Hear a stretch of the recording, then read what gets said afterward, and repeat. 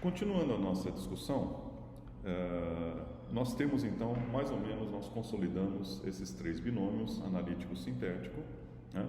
Necessário contingente, a priori e a posteriori, tá certo? Então vamos fazer uma pequena revisão do que nós temos até agora. E eu vou dividir essa divisão da seguinte maneira: como a filosofia clássica pensa, menos Kant. E como Kant pensa, porque tem uma pequena variação entre Kant e a filosofia clássica, por exemplo, Hume ou Leibniz ou mesmo talvez Aristóteles, né? E como Kant pensa, porque Kant tem uma visão peculiar, né? Muito bem fundamentada, muito interessante, mas é uma visão peculiar de Kant a respeito do status da matemática. A matemática é uma ciência muito especial, né? E diferentes filósofos colocaram a matemática em diferentes locais, mas a maioria deles, quer dizer, a maioria dos filósofos, teve uma visão mais ou menos da matemática como sendo uma ciência necessária, tá certo? Vários deles localizam a matemática como sendo uma ciência analítica, né? E como sendo uma ciência a priori. Então vamos consolidar a nossa, como se a gente estivesse fazendo uma espécie de tabela aqui, né?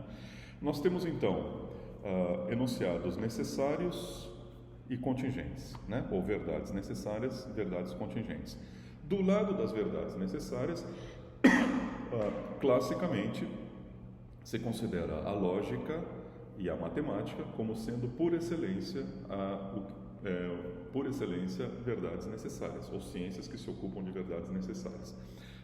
E por excelência, no campo das verdades contingentes, né, a totalidade ou o restante das ciências que são as ciências empíricas, né? Então, física, biologia, química, e mesmo, digamos assim, coisas que não são ciências, né, mas que são conhecimento prático do dia a dia, também faz parte do campo das ciências ou do campo das verdades contingentes, né?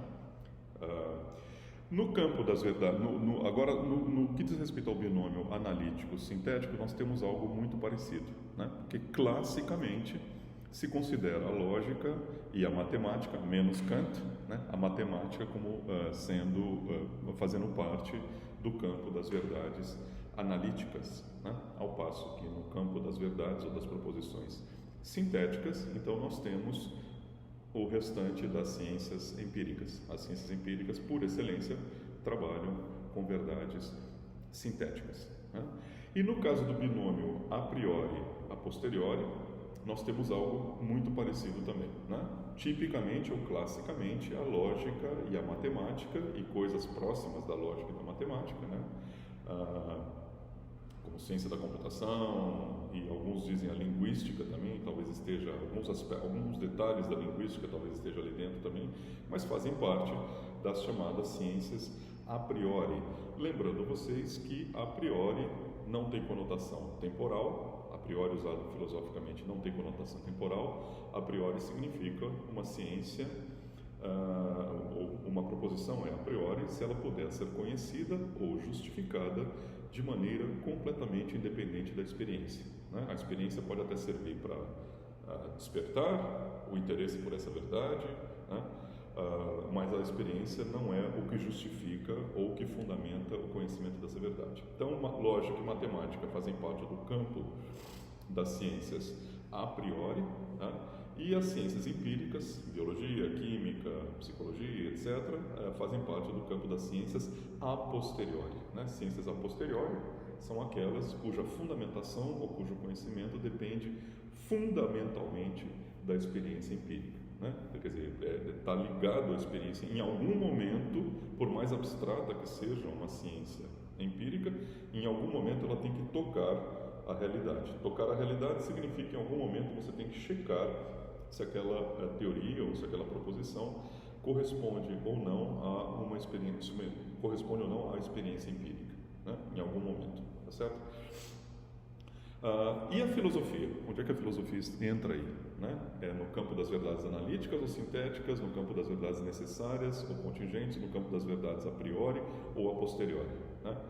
Classicamente, quer dizer, a visão de vários filósofos, inclusive no século XX, né, Wittgenstein, por exemplo, é que a filosofia faz parte do campo das verdades analíticas, né, segundo uns, porque a filosofia é pura análise de conceitos, né, ou do campo das verdades necessárias, porque a filosofia não tem a ver com verdades contingentes. A filosofia diz respeito, por exemplo, a metafísica diz respeito aos aspectos mais fundamentais da realidade e são aspectos necessários da realidade, né? Não são aspectos contingentes da realidade. E também que a filosofia é uma disciplina a priori, né? A visão clássica é que o filósofo não procede.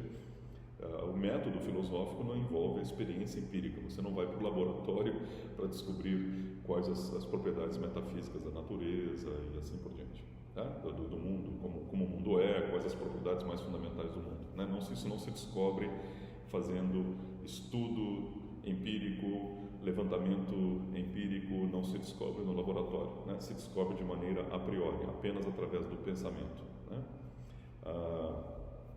Isso a visão filosófica clássica, né? Menos Kant. Por quê? Porque Kant a gente tem que fazer uma pequena mudança aí. Exatamente porque Kant enxerga a matemática como, no que diz respeito ao binômio analítico-sintético, né? A lógica faz parte das ciências analíticas, né? Uma parte da filosofia, a parte menos interessante da filosofia, também faz parte das verdades analíticas, do campo das ciências analíticas, né? As ciências empíricas, então, fazem parte, lidam com o campo, fazem parte, estão no lado das proposições ou das ciências sintéticas, né? Mas a matemática não faz parte a matemática não se encontra dentre as verdades analíticas, tá certo? A matemática para Kant são verdades sintéticas, mas sintéticas de um tipo especial, né? Então, a matemática está no binômio analítico-sintético, a matemática está do lado sintético, né? Mas no binômio a priori, a posteriori, a matemática está no lado do a priori, né? Então, para Kant, no lado a priori, né? No lado do binômio a priori e a posteriori, então, a priori nós temos a lógica, mas também nós temos a matemática ali, né? E no lado a posteriori nós temos então as ciências empíricas, tá certo? E no campo necessário contingente nós temos então como ciências necessárias a lógica, a matemática, né? E como ciências contingentes, ou verdades que dizem respeito a verdades contingentes, nós temos então as ciências empíricas, né? Então, a matemática é um caso especial para Kant, porque ela está do lado das ciências sintéticas, mas também dos lados das ciências necessárias e também a priori, né? E a parte interessante da filosofia, tá certo? A parte, digamos assim, a parte que se salva da metafísica, que não é puro blá blá blá para Kant, né? Ela também está do lado sintético a priori, quer dizer, a boa filosofia para Kant, né? A filosofia que não é um mero blá blá blá, um mero discursar sobre coisas que nós não podemos conhecer, né? Ela também faz parte das ciências sintéticas a priori, né? Esse é o sentido da crítica da razão pura, como que a filosofia pode reproduzir, né, o método da matemática, né, o que a filosofia tem a aprender com a matemática para se tornar uma ciência respeitável como a matemática é respeitável, né? Kant começa a crítica da razão pura dizendo isso. Que escândalo que a metafísica, é um grande escândalo que a metafísica, que é um dos produtos mais nobres do espírito humano, até hoje é essa confusão, não encontrou ainda o caminho seguro de uma ciência, né?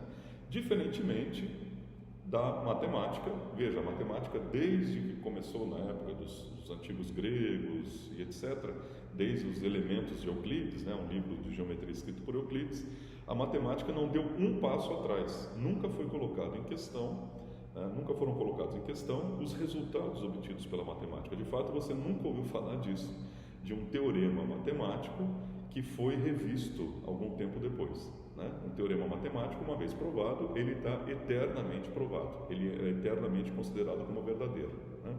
E nunca passa pela cabeça de ninguém que em algum momento, por exemplo, o teorema de Pitágoras, né, pode ser colocado em dúvida.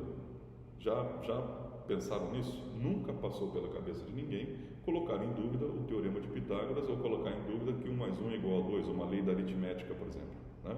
Aritmética e geometria são verdades, são consideradas verdades eternas. Em algum momento alguém provou isso, uma vez provado, acabou. Então, voltando para Kant diz, olha que maravilha, a matemática, desde a sua antiguidade clássica, ela encontrou o caminho seguro de uma ciência. Essa é a metáfora que Kant usa, né? O caminho seguro de uma ciência, quer dizer, é um procedimento claro, com resultados claros, e uma vez obtidos os resultados, esses resultados não são mais revistos, né?